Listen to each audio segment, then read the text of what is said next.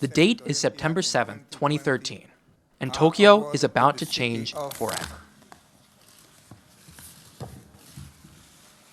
Tokyo!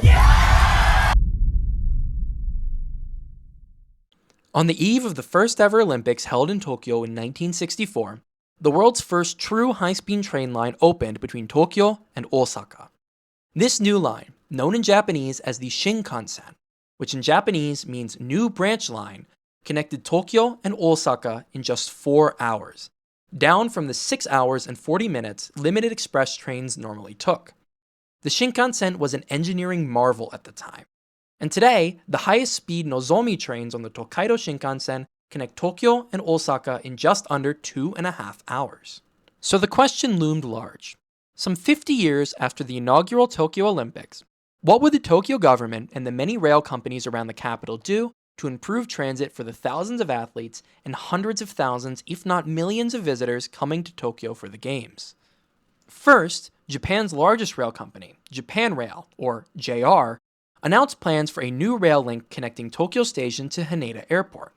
Once this line would be completed, it would reduce the travel time between the two from 30 minutes to just 18, and commuters would not need to make a connection to do so.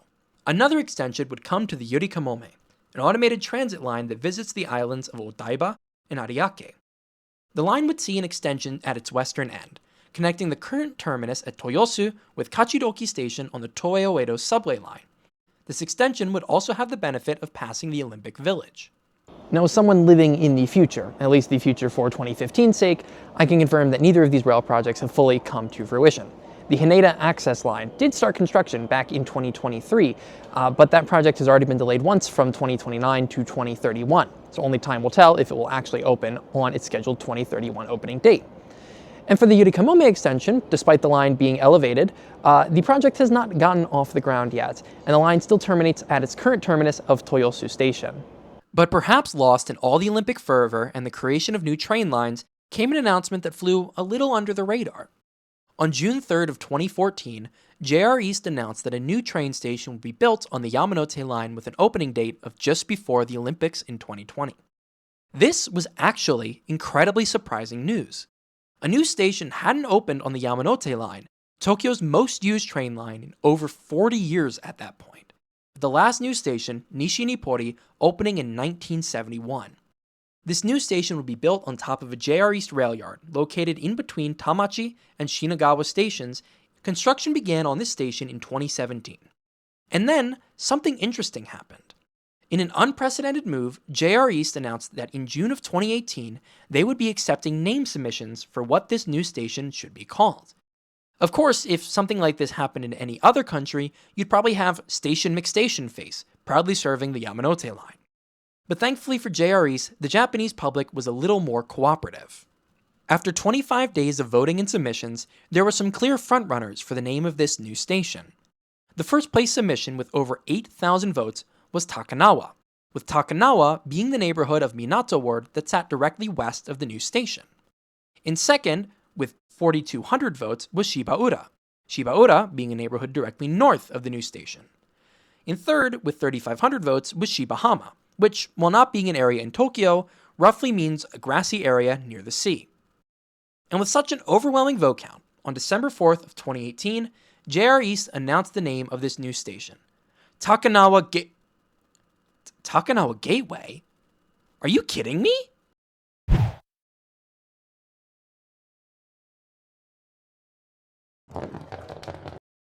No one asked for this. Really, I mean no one. Of all the submissions for the new station name, Takanawa Gateway got 36 total votes, good for 130th place. Also, Takanawa Gateway with katakana? If you really wanted gateway in the name of the station, why not use Mon, which is just gate, or even Okido, named after the literal giant wooden gate that was a checkpoint during the Edo period that was just some 400 meters away from where the station is. Look, I get it. Using foreign words and katakana is supposed to be cool and hip, right? But to me, it's just unwieldy, especially for a station name on the incredibly important Yamanote line. It's just... And I'm not the only one with this opinion. Within days of the announcement, it was clear that the Japanese public was not exactly thrilled with the chosen name. A poll conducted by Japanese news website jtown.net saw 95.8% of respondents disapprove of the name. You can't get 95.8% of people to agree if the sky is blue, let alone if a station name is good or not. Furthermore, a change.org petition was started, begging, pleading with JR to change the name. By the time the petition closed, 47,930 people had signed it. That's more than the capacity of the Tokyo Dome whenever there's a baseball game going on. The petition's creator, columnist Nomachi Mineko, argues that station names should be based on recognizable landmarks or place names that reflect the history of an area. Of the chosen name, she said, "I don't want it to be passed down to future generations. It's a shame." Another critic of Takanawa Gateway was Japanese dictionary editor Hiroaki Iima. Iima, who had been a vocal critic of other such sparkly station names in the past, said on the matter that station names have a great influence. Even though there are places like Sengakuji, Takanawa Gateway is recognized as a product name, also saying there is a great danger to the accumulation of history. Yikes. JR East, though, was not budging. After being presented with the petition, JR said they had no intention to change the name, citing the area's importance as a gateway to the city of Edo, and said that they would be promoting the name further. Furthermore, with the creation of Takanawa Gateway City, a redevelopment project led by JR East themselves, JR hoped that the area would serve as a gateway between past and future, connecting the roots of the Edo period to the future developments shown at the Gateway City project. So, the station name would be sticking whether we liked it or not. The station, which JR had hoped would open in time for the Olympics, opened for passenger service on March 14th of 2020. 10 days before the 2020 Olympics would be pushed back a year due to the COVID pandemic. Takanawa Gateway sits on the edge of a JR East rail yard, roughly 1 kilometer north of JR Shinagawa Station, one of the busiest stations in Tokyo, home to the Shinkansen and the Keikyu Main Line. 2 different JR lines stop at Takanawa Gateway. The first is the Yamanote Line, a circular line that runs in a loop around central Tokyo. The other is the Keihin Tohoku Line, a commuter line that connects Omiya Station in Saitama Prefecture to Yokohama Station in Kanagawa Prefecture. The station has 2 island platforms, one for the Yamanote and Keihin Tohoku lines respectively. On a normal day, trains arrive at the station roughly every 5 minutes heading each direction. As of 2024, the station sees around 14,000 daily riders, the lowest for any station on the Yamanote line, and the 6th lowest of all JR East stations within the 23 wards of Tokyo. However, once construction on Takanawa Gateway City is finished, as it is expected to next year, JR anticipates that ridership will increase, and not just by a small amount. In fact, JR East expects ridership to jump by nearly 1,000%, to around 130,000 people a day, putting Takanawa Gateway Station on par with stations like Ebisu, Nakano, and Kichijoji. That would take Takanawa Gateway from the 23 ward's 6th least used station to the 13th busiest, period. Now, I'm no mathematician, but that's a pretty big gap between expectations and reality. But I guess only time will tell if those ridership numbers will increase. But from the moment you step off the train at Takanawa Gateway Station, you can tell it's different. Many train stations in Tokyo, especially the busier ones like Shinjuku or Ikebukuro, are relics of the Showa era. They're often cramped and crowded, with low ceilings, narrow passageways, and concrete walls and floors. But Takanawa Gateway is the opposite. It's wide open, with a high ceiling and giant glass windows overlooking the rail yard next door. The station building was designed by Japanese architect and professor Kengo Kuma, who also designed the Japanese National Stadium for the 2020 Olympics. His expertise created a station that feels more reminiscent of a train station you'd see in a major European city like Paris or Madrid, rather than one you'd see in Tokyo. Up above the platform, you'll find elevated walkways that connect the ticket gates to the various station amenities. The elevated walkway on the east side has the Eki Park, a faux grassy play area for children, and a station piano that can be played at various degrees of ability. Also on this side, there are some benches that you can rest on and look out towards the neighboring JR rail yard. However, despite being only 5 years old, some are already showing some signs of wear and tear. In the south side of the station, there's a small coffee shop and this very cool map of the JR lines in central Tokyo made out of pieces from a wooden train set. There's also a few benches and an elevator to each of the two platforms. The north side is roughly the same, with a few benches and elevators, and thankfully, a large amount of trash cans. But there's also what I'd call the piece de resistance of the station. Touch to Go, the fully autonomous convenience store. The store doesn't allow filming inside, so I took a picture of the no photograph sign instead. But I decided to take the store for a test run. According to Touch to Go's website, the store uses AI cameras and weight sensors to create a highly secure, labor-saving store. They pitch two main benefits to using Touch to Go: improved profitability through reducing shoplifting, quicker checkouts, and increased payment types, as well as the elimination of labor shortages. That second one stuck with me, as Touch to Go boasts its ability to eliminate the need for cashiers and the need to cater to foreign tourists. Now, to quote one Jose Mourinho, I prefer not to speak. Because if I speak, there will be big trouble. Big trouble. And I don't want to be in big trouble. So let's move on for now. I went in and walked around the convenience store, trying to throw off the AI watching me.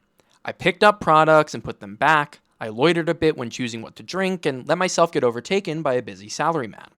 But when I got up to the register to pay, they got what I bought correct. There were no workers when I was at the store, although maybe they were hiding behind the big employees-only door, perhaps watching me on a monitor.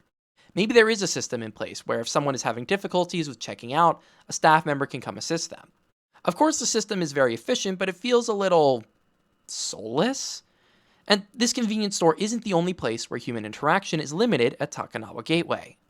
Everyone, meet Aya Koishikawa, your AI station staff member who will help guide you on your journey.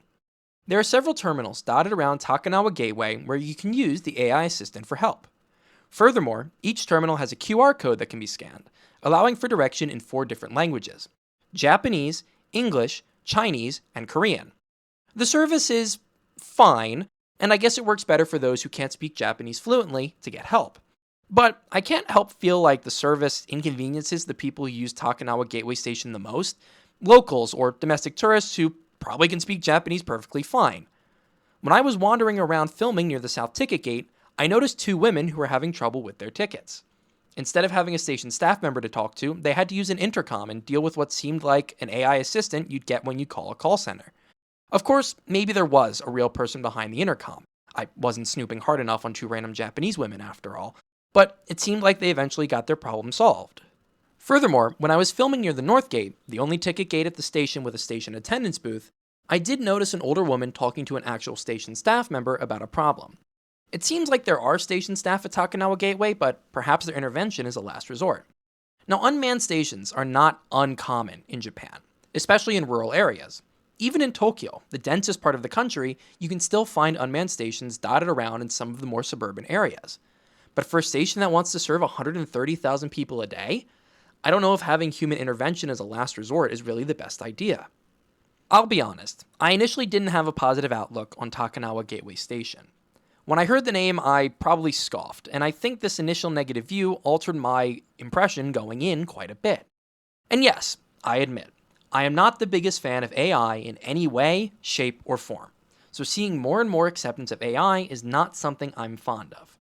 But as for the station itself, I have to admit, it's really cool. It feels completely different to almost every other train station in Tokyo I've been to. Plus, with all the ambient lighting and wide open spaces above, it feels so much less oppressive than the other stations around the metropolis. If you're a train fan, I honestly recommend coming here just for the station itself. Moving outside of those ticket gates, we'll find our way into Takanawa Gateway City. Yes, city is a loose term here, but this urban development project has been nearly a decade in the making. As of today, the only part of Takanawa Gateway City that has been completed is the link pillar north and south towers in the area directly around the station. The area feels very modern and fits into line with other major urban development projects like Azubadai Hills in central Tokyo. I do have a comment though. Walking around the area directly outside of Takanawa Gateway Station and in front of the link pillar towers, the area known as Gateway Park, they were playing ambient noises and sometimes like backing music.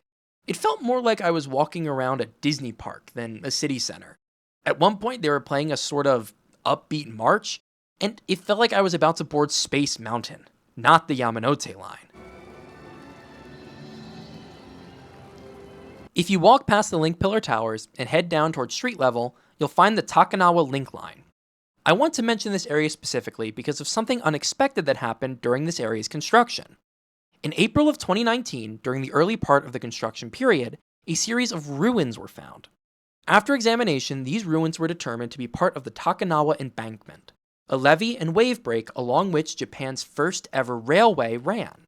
If you come to the link line today, you can see stones that made up the original embankment.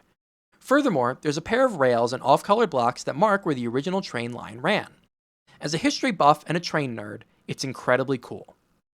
Construction on the entire Takanawa Gateway City complex is expected to finish by the end of 2026. When it does, the entire area will consist of 4 main buildings: the Link Pillar 1 Twin Towers, Link Pillar 2, another skyscraper, the Takanawa Gateway City Residence, a 44-story residential complex that will explicitly cater to expats, and the Museum of Narratives, a museum with a name that, to me, sounds a little dystopian. Here's the thing about Takanawa Gateway Station and Takanawa Gateway City as a whole. The area is still not fully realized. Maybe in the future we'll talk about Takanawa Gateway City like we do about Odaiba today. In the mid-1990s, Odaiba was seen as a failure, an area not conducive to business. The Tokyo government had spent over 1 trillion yen on the project, only for Odaiba to be largely empty by the turn of the millennia. But today, Odaiba is one of the most popular tourist destinations in all of Tokyo, both for domestic and international tourists alike. So who's to say that in 15-20 years, Takanawa Gateway isn't one of the most popular spots in Tokyo, an area that can mix past history with future innovation? But there's still something about Takanawa Gateway City that makes me a little pessimistic. I look at Takanawa Gateway as a bastion of automation, with AI station staff and convenience stores aplenty. Maybe I'm being a bit of a Luddite when I say this, but is all this automation really a good thing for you and I? I don't know how much JR pays their employees, but instead of having a worker at the station for 19 hours, if you replace them with a computer, it can probably save millions a year. And where does this automation stop? JR has begun testing automated train control, so we won't need train drivers. And when I was walking around filming footage of the Takanawa Okido, I saw a Waymo automated taxi, so there go cab drivers as well. Japan's population is decreasing.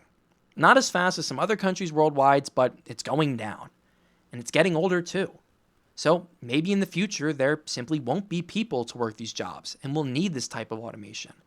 Maybe Takanawa Gateway Station and Takanawa Gateway City as a whole is the place to test out all these new technologies before they'll be pushed out onto a wider audience. And perhaps we won't have a choice in that. It's December of 2025. And Tokyo might be about to change forever.